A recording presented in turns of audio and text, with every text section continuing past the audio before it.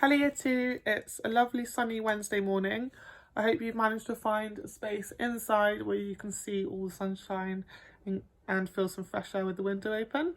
I'm sat here and I'm going to read a book that Anniyah's requested this morning, and it's Noah's Ark. Noah and his Ark. After many years, God looked at the world and it made him sad. The people were bad. They'd hurt each other and they did not listen to him anymore. God decided to flood the whole world so that everybody on it would drown. There was just one man who loved God, and this man obeyed him. His name was Noah. God said to Noah, "You must build an ark, a huge boat, so I can save your family and all the creatures on earth. But I will tell you exactly how big it will be. Do not worry." Noah did what God told him. He cut down trees and collected all the things he needed.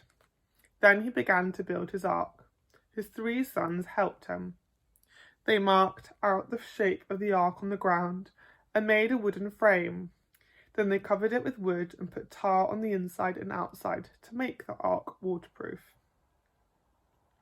After months and months of hard work, it was finished.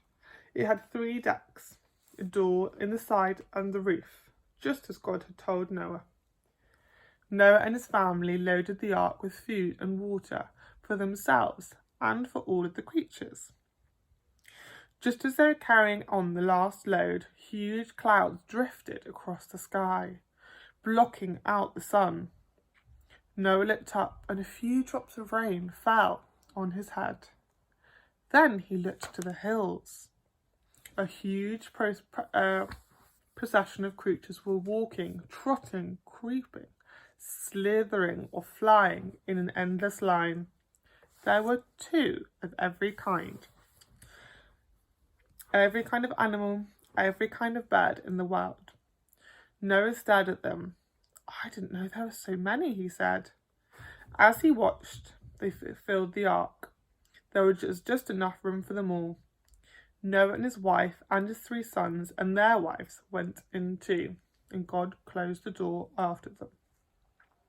Then it began to rain. It rained and rained for 40 days and 40 nights.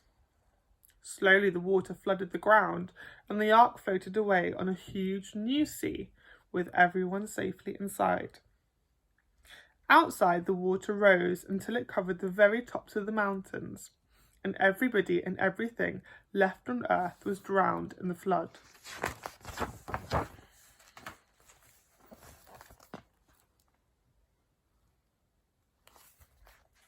For months and months, the ark tossed on the waves of a huge empty sea. At last, the rain stopped and the water began to slow down a little. Noah opened a window and set off a raven.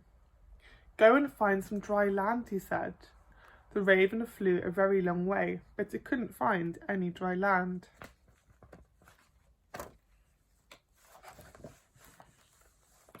Later, Noah sent off a dove. It flew away but came back again. Noah then waited a week longer and sent the dove off again. This time it came back with a twig in its beak. "This means there is dry land and things are growing again," said Noah.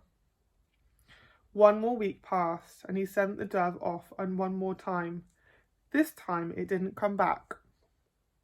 So Noah lifted off a cover on the ark and looked out. At last he could see land. Noah opened the door of the ark and everyone rushed out. The land was dry and the sun was shining.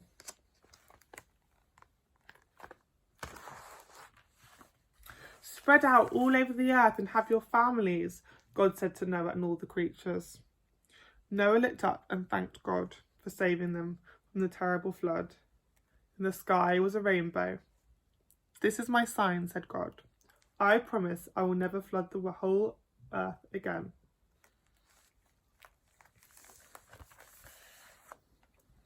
Now, I don't know if you had a chance to see Year 2, but on our home learning page on the website, I've uploaded a picture of some art I did with some children in school, and this is our St. Matthias rainbow, and it's our rainbow of thanks, and it's a sign of strength to show us that no matter how difficult the times, we are strong, we are resilient, and we are a fabulous school community who will be together again very soon.